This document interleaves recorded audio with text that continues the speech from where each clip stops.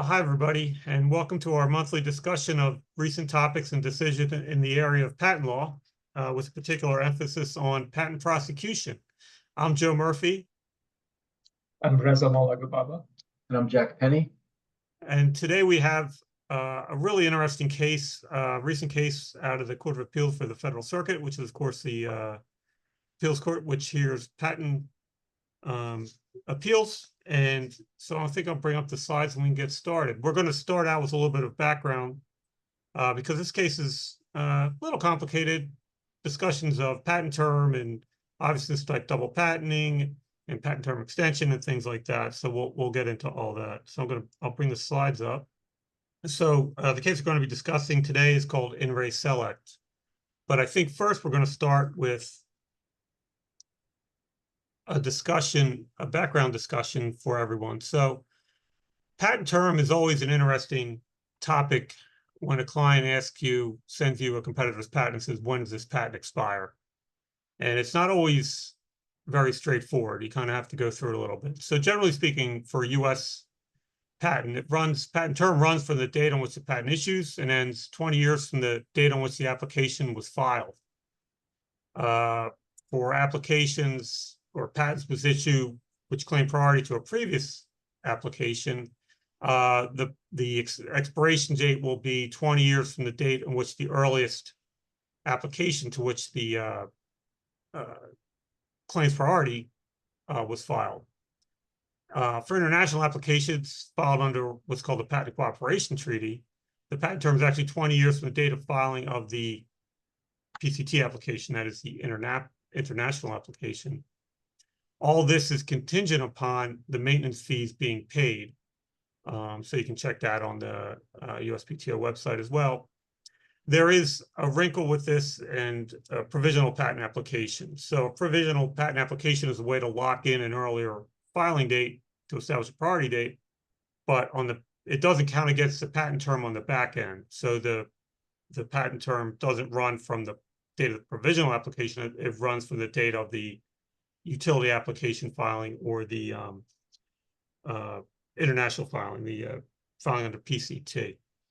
So there's a couple different ways that a patent term can actually be extended.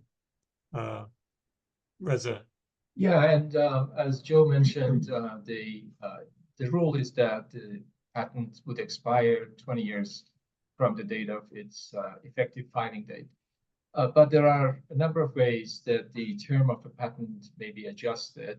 One of them is if there are delays at the US Patent Office during the prosecution of the patent, then the patentee will be entitled to some adjustment of the term of the patent to account for the delays. And there are specific rules. We're not going to go into it. For example, if the first office action is not issued within 14 months of filing, and there are other rules like that that determine what the patent term adjustment would be for a particular patent. In addition, there are other ways that the patent term may be adjusted, and that's called patent term extension. And this is particularly important for pharmaceutical patents and also medical devices and other types of devices and compositions that require regulatory approval for commercialization. And the patent term extension then in those cases would be based on delays that had occurred during the process of obtaining regulatory approval to commercialize a patent. As you can imagine, as I said, this is particularly important for pharmaceutical patents because the date of commercialization and the date of the filing could be it could be a huge delay between the time that the patent is filed and the date at which the drug, for example, is being commercialized.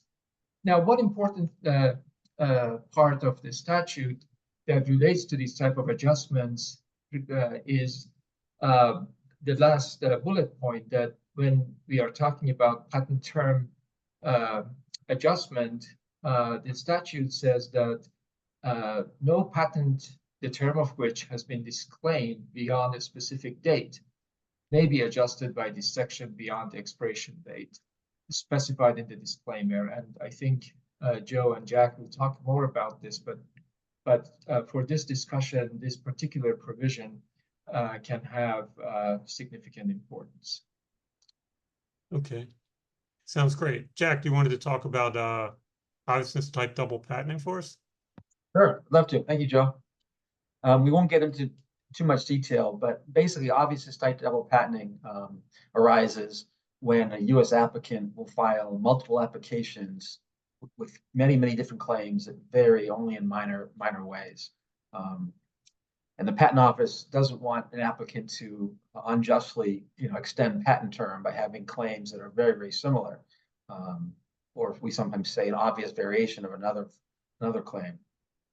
So in order to prevent this, the Patent Office generally will reject claims that are obvious variations of one another in a rejection traditionally called obviousness type double patenting, or sometimes called non-statutory double patenting. And this is generally, this will lead into the proposed rule that the Patent Office has just announced in May.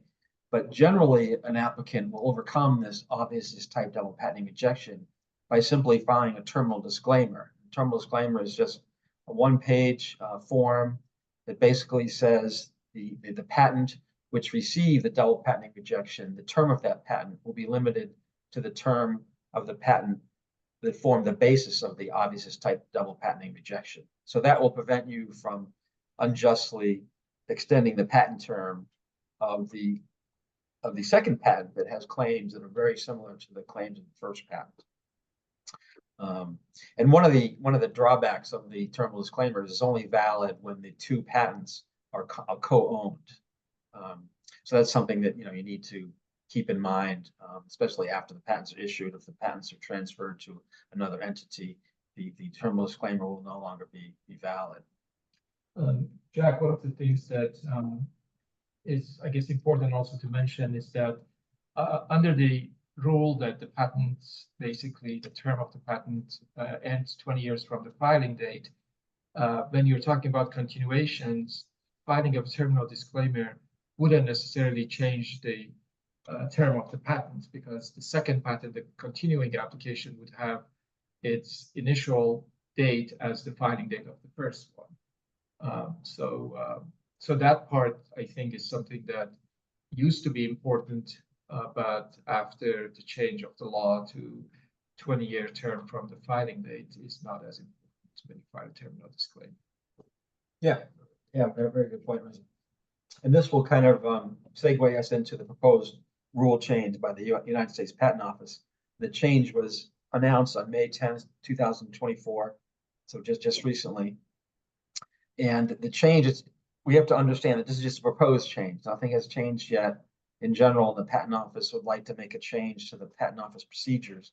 They'll issue an announcement with some proposed rule change, allow a comment period so people have ample time to make comments, for and against the proposed rule change. But right now, as it stands, the proposed rule relating to terminal disclaimers requires the person signing the terminal disclaimer to agree that the patent will be unenforceable if any claim of a patent to which which is referred to in the terminal disclaimer is finally held invalid based upon prior art. So that basically means that if your patent is rejected over a similar older patent, and that older patent then goes to litigation or perhaps an IPR at the Patent Office, and one claim is found invalid, and the key word is finally. This will not be triggered until the claim is finally adjudicated as being invalid. So you go through all the appeal process. But if that does happen, then all the claims in the patent in which the terminal disclaimer was filed will become invalid. And we'll discuss a little bit later, how controversial this is. There's a lot of comments that are against this rule change, and we'll discuss that today. But basically, the rationale put forth by the Patent Office is that it will promote innovation and competition to basically allow people to not have to challenge each and every claim in a group of many patents with many similar claims, because often clients or applicants will file many continuation applications with many claims in each of the continuation applications. A lot of those claims may be very similar. So the argument was that it will prevent people from having to invalidate each claim in many different patents. But that kind of leads into the next topic. That is very controversial because it kind of goes against some of the long-standing tenets of U.S. patent law. One of which is that each claim kind of stands on its own. Each claim is a separate invention. To invalidate that invention, you need to invalidate that specific claim. By simply invalidating one claim, that shouldn't in turn invalidate all claims that are similar to that claim. And there's lots of Supreme Court cases that have confirmed that rule in our patent system as far back as the 1800s. And this leads to a lot of examples that appear to be quite onerous. For example, you could have just one claim invalidated in the patent referred to in the terminal disclaimer, but all the claims are going to be held unenforceable. And another example is some of the claims that are held unenforceable may not even have been rejected based upon obviousness type double patenting. That obviously has resonated with many experts in U.S. patent law, and they've come out very against this rule. And there's Federal Circuit cases, a recent case, Ortho Pharma. We won't get into this case in detail, but that basically held that the invalidity of one claim doesn't invalidate other claims. So this is something we could probably open up to discussion because there's a lot of negatives. Most comments were against the rule, including 5 former USPTO commissioners. And they actually were quite aggressive in their comments. They requested the immediate withdrawal of this proposed rule because they feel like it destabilizes the patent system and is anti-innovation, in a critical time for U.S. innovation and competitiveness. But there are some comments in favor of the rule. For example, some patent owners are faced with onerous claims of infringement by many different patents being asserted against them with very similar claims. So this will allow them to defend against those infringement assertions in a much more economical way. And there are commentators that are talking about the fact that when you have a patent thicket, so-called patent thicket, and you have so many of these continuations, a challenger then will be forced to basically challenge each patent individually. And there are, of course, ways these days with the inter-parties review to challenge patents at the patent office. And that process, admittedly, is cheaper than going into the courts, but nonetheless, it's not that cheap. I mean, it's probably around $500,000 from beginning to the end. So some commentators are in favor of the rule by saying that essentially patentees should not be allowed to impose such a burden on competitors by simply having patents that are really sort of obvious variations of each other. And they also point to the fact that the number of terminal disclaimers that are being filed has increased significantly. For example, in 1999, it was 5% of the application, and now it's gotten to about 15 or 20% of the application. So there are some arguments on the other side as well. Yeah, it's interesting when. Go ahead, Joe. Okay, when I look at something like this, from a prosecution perspective, I just think, number one, I'm going to write for every application a lot more claims. I already tend to write a lot of claims, but I'm going to write a lot more. And the reason is that if you get a restriction requirement, the examiner actually cannot file or make an obviousness type double patenting rejection. So I think from a prosecution perspective, I would probably just put in a lot of claims, and they may be, slight variance or whatever. But one of the reasons you can use as a basis for a restriction requirement is search burden, things like that. So, whatever the reason is, if you get a restriction requirement, you pick one group, then as long as you keep within the other groups that are in the restriction requirement, in the applications you file later, the children, then theoretically you wouldn't be able to be hit with another obvious type double patenting rejection. You wouldn't need to file a terminal disclaimer. So, I think I think this kind of rule would increase prosecution costs and would actually increase prosecution in front of the examining corps. That's my thought on it. I think I agree, because another thing that's going to happen is that a lot of times, at least in my experience, we file terminal disclaimers because we want to get the patent issued, even though the rejection may not be necessarily valid.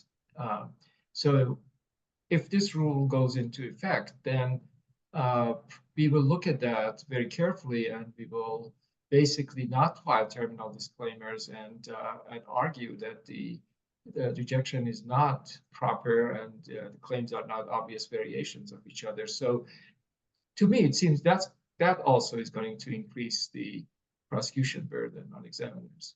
Yeah. Yeah, I totally agree. I'm not sure the patent office has thought of that, drawback to this new rule. So I totally agree with Reza that it will increase prosecution costs. You'll be forced to fight every single double patenting rejection that you face, instead of just, as Reza mentioned, just simply filing a terminal disclaimer. Right. Yeah, I agree 100%. All right. Well, why don't we jump into the case? So the case we're talking about is in re Cellect.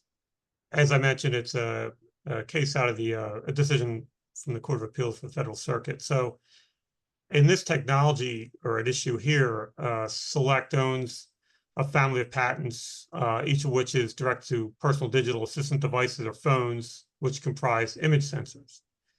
Cellect sued Samsung for infringement of these patents, which eventually get challenged, the challenged patents. And the case was brought in the U.S. District Court for the District of Colorado. Now, Samsung, in response, requested what's called an ex parte re-exam, asserting that the patents were unpatentable based on obvious type double patenting, which had not been raised by the examiner during prosecution. I'll say this: there were 4 patents that were asserted and which were challenged in the ex parte re-exam, and then there's one patent of interest.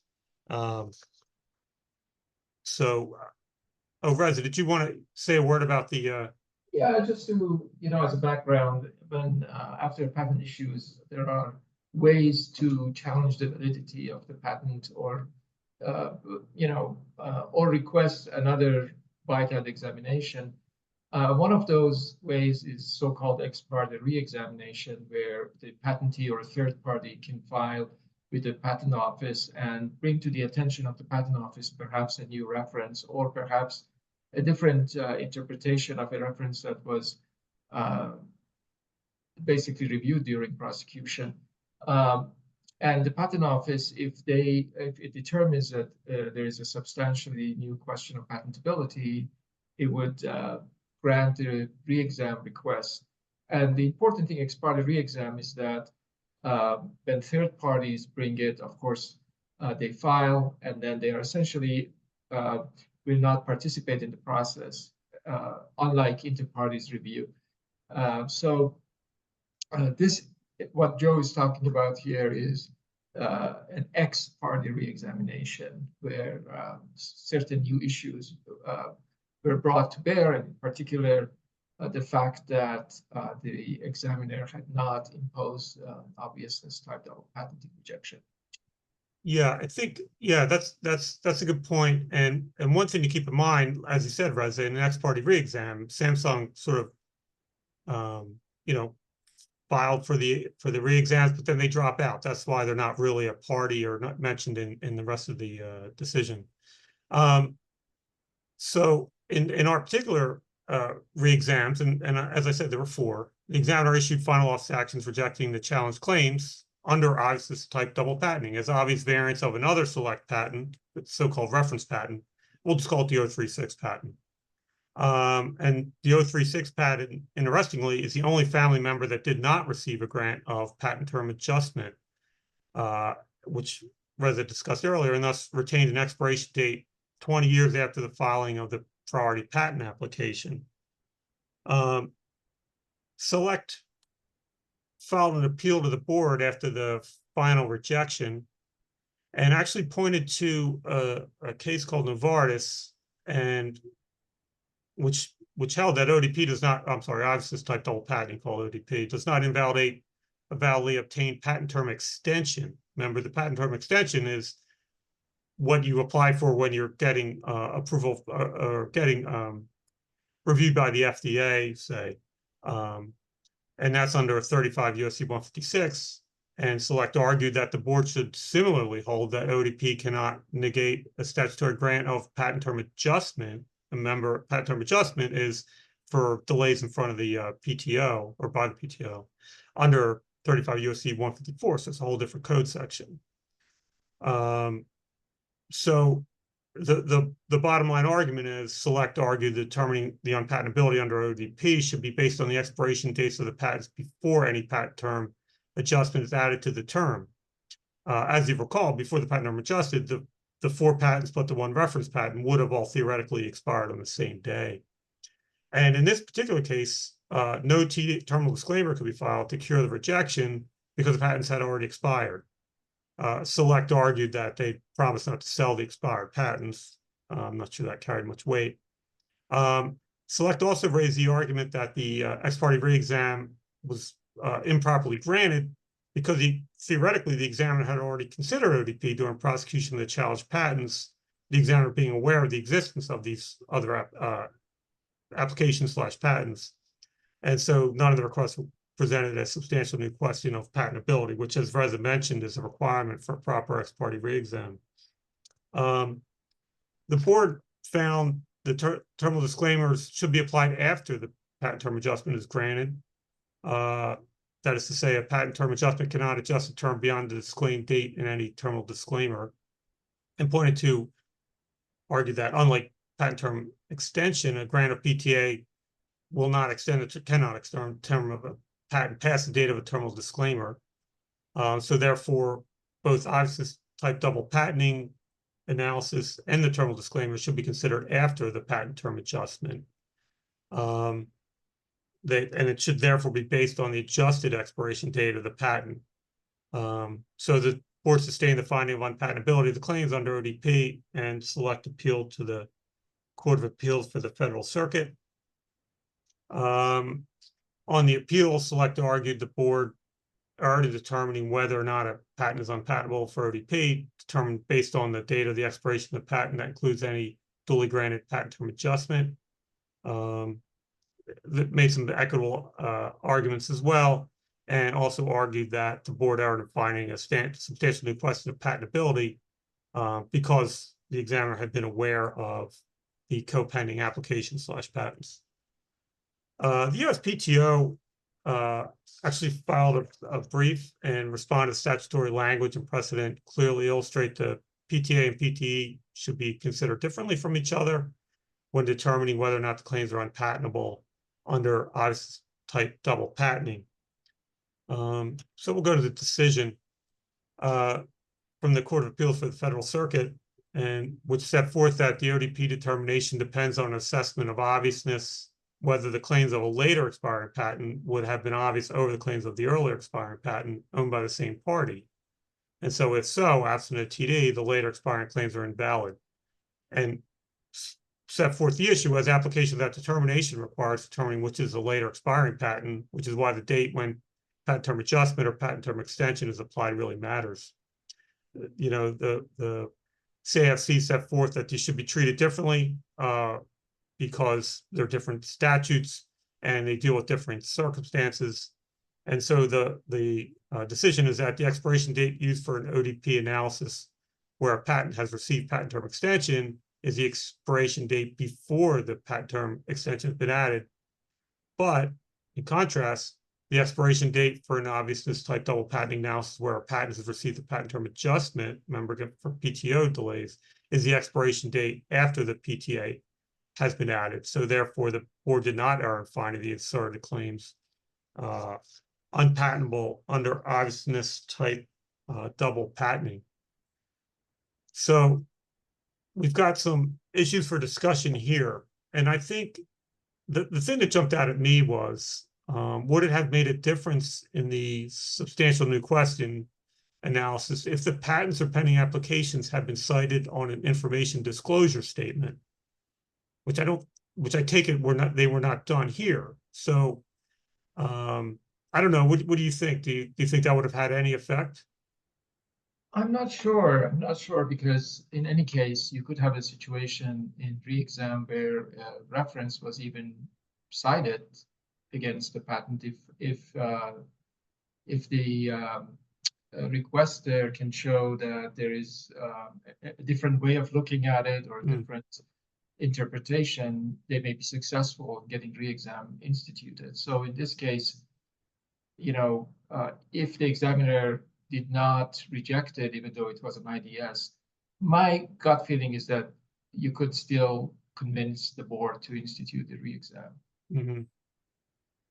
But, you know, this also reminds me this whole issue of continuations to the rules, the proposed rules in early 2000s when the US Patent Office was proposing to limit the number of continuations. And that RCs too, and that was very controversial and eventually didn't go anywhere. So I guess this has been with us, the question of sort of this tension in terms of allowing an applicant to file as many continuations as they want. And on the other hand, you know, the burden that it puts on competitors. And so it's been with us for a long time in one form or another. But the proposed rules, to me, also seems pretty draconian, especially because it relates to all claims, as Jack said, and each claim really should stand on its own and should not be affected by the fact that some other claim has been deemed invalid. So do we think that we should update our patent prosecution practices given the possibility of these rules coming into play? But that's a really good question. In my opinion, I don't think these rules will hold up, but obviously that's not determined yet. And if they are, maybe that's a good point. We should update our practices. Certainly, maybe trying to avoid terminal disclaimers if possible. Maybe make some arguments, maybe change the claims, amend the claims a little bit to avoid having to file a terminal disclaimer. And also the idea that, Joe, you brought up that, you know, trying to have different groups of claims, so to draw restriction requirements, that may also be another approach here to work. The problem is that the issue is that even if a terminal disclaimer, even if a non-obviousness double patenting is not brought up by the examiner, later on you could have issues like this case. So you have to keep that in mind. So we've got the note here. What are some downsides to terminal disclaimers? What do you think? Well, the fact that the patents have to be owned by, you know, remain owned by the same entity could potentially be a downside. Although I must say, I mean, in many years that I've been practicing, that hasn't really been a major issue for the clients I have worked with. I don't know what you think, Jack. The common ownership. Yeah, it is something you need to keep in mind, but I would think that someone doing due diligence on patent portfolios would review the file histories, see that this is an issue, and take the appropriate steps to avoid any unwanted circumstances. Right. And of course, the other, I guess, downside is exactly the rule we're talking about here, that if you have significant PTA in another, you know, in the patent in which terminal disclaimer is filed, that could essentially evaporate when you file the terminal disclaimer. Right. I'll take this last one because I touched on it earlier. You know, I always think getting a restriction requirement is a good thing because, like I said, I mean, the examiner may, you know, restrict the claims into, you know, 2 or 3 or 100 or 1,000 groups, which I've seen if you do biotech prosecution, and every one of those is a separate patent. the patent office admits that you're separately patentable inventions. And I think that getting a restriction requirement, I know it can increase your costs on the back end because it got to pay extra maintenance fees and all that stuff. And if you want to file, more divisional applications, there's more costs and more prosecution and all that stuff. But it saves you from this kind of analysis. So, Good. Well, Yeah. we'll see what happens to this rule. yeah. Go forward. Okay, great. Well, I think it was a great discussion. Well, thanks so much. Thank Yeah, you, Joe. thank you, All right. Oh, and Yeah. if anyone wants to copy these slides, just drop us a line, send us an email, and we'll be happy to send them to you. Oh, I think here's the last slide with our contact information. Thanks so much. Bye, Joe. All right. Yep, slides are Bye-bye. available if anybody wants them. Be happy to provide them to anybody. Thanks.